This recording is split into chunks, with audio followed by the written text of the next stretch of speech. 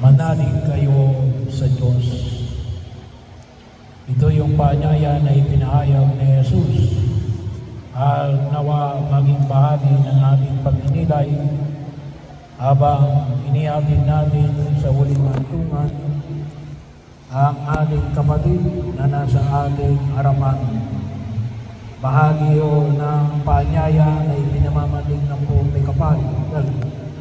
Tayo namang mga Pilipino, sabihin natin na lahat tayo ay sumasampalataya sa Diyos. Tayo ay maka-Diyos. Pero isa o sa mga itinuturing natin na pag sinabi natin sumasampalataya sa Diyos, hindi lang yung hindi ko nakakalimutan ng Diyos. Kaya lang, nasa uli, latak na lang ang inibigay mo sa Diyos. Ay, hindi yan ang ibig sabihin na manalig kayo sa Diyos. Kaya pag sinabi natin mananalig kayo sa Diyos, ano ang sabi na nakita natin sa banal na kasulatan? Ibigin mo ang Diyos ng higit sa lahat. Hindi pwede kasabay lang.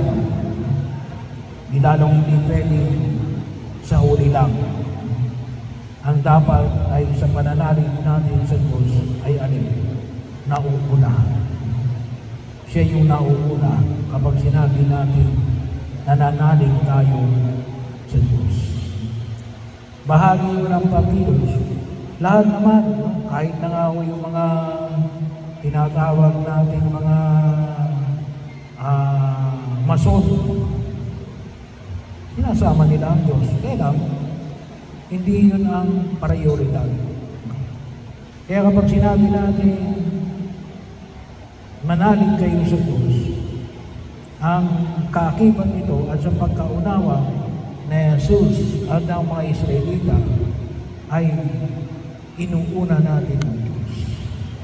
At kung naiintindihan natin yung inuuna natin ang Diyos, isa ko sa epekto na ito, maalis yung ating pagkapagabang, maalis yung ating mga takot, maalis yung ating mga pangamba. Bakit? Sabi nga ko sa Ebanghelyo, yung ating narinig ngayon sa araw na ito ay maraming silid sa bahay ng aking Ama. Bahagi mo ng pagkilos na nawa ay makita natin na itinalaga na ng Diyos sa atin ng alin ang kanyang kaharian.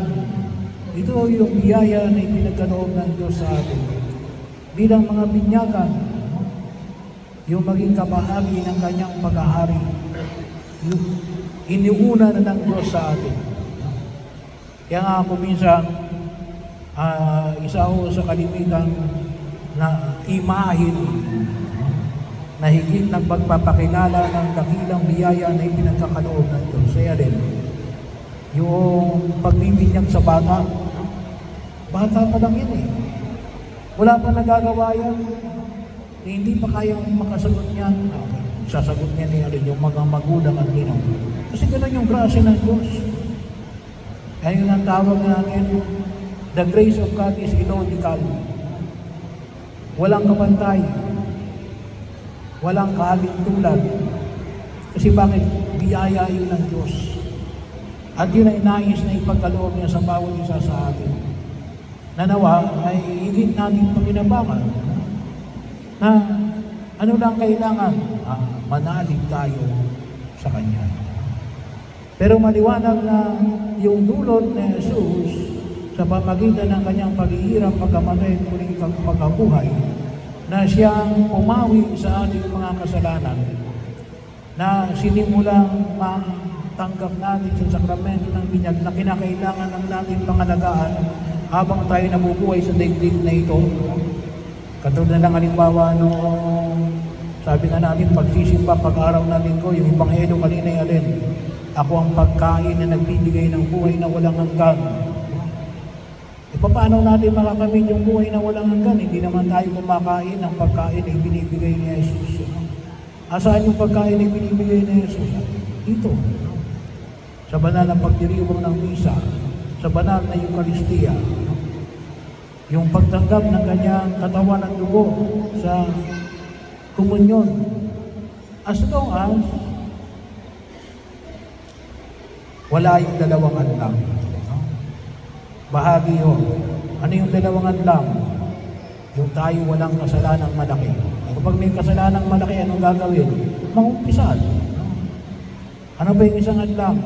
Yung isang oras na hindi pagkain na anuman o pag-inom maliban ng tubig. Pero kapag wala yung dalawang hadlang na yan, magkumunyon tayo. Bakit? Yun yung pagkain na nagbibigay ng buhay na walang hanggan. Yun ang magsusustain sa atin. Yun ang magpapanatag sa atin. Yun ang magpapanatili sa atin sa biyaya ng Diyos. Kaya bahagi yun na kung tutusin, sabi nga natin na sinimulan ng ipinagkaloob ng Diyos nung tayo ay bininyagan. Sabi ko nga, yung pinakamatinding image na kung minsan hindi matanggap ng iba nating mga kapatid na mga hindi Katoliko, no? Hindi pa pwede yan, bata pa lang yan. Hindi. Ganon yung biyaya ng Diyos. Wala ka pang ginagawa, ipinagkakaloob ng Diyos sa iyo.